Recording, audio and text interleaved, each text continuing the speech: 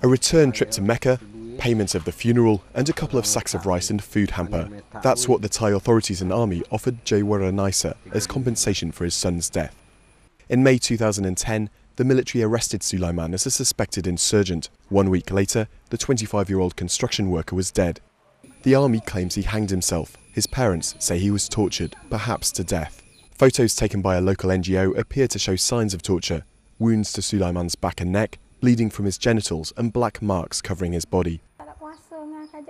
We are powerless to fight the authorities, and we have no one to support us. Yes, of course we need justice. Our son died because of the army. This was the military camp where Sulaiman was held. In Thailand's troubled south, an emergency decree means the army can arrest and detain suspects without charge. A separatist insurgency has been raging since 2004. Attacks have resulted in more than 4,000 deaths, including many Buddhist and Muslim civilians. But local authorities insist interrogation methods are all above board. I want to reaffirm that there is no torture or any illegal detention in any army camp. The government says it's trying to win over hearts and minds of people in the south, but human rights groups say abuse on all sides means an end to the violence isn't in sight.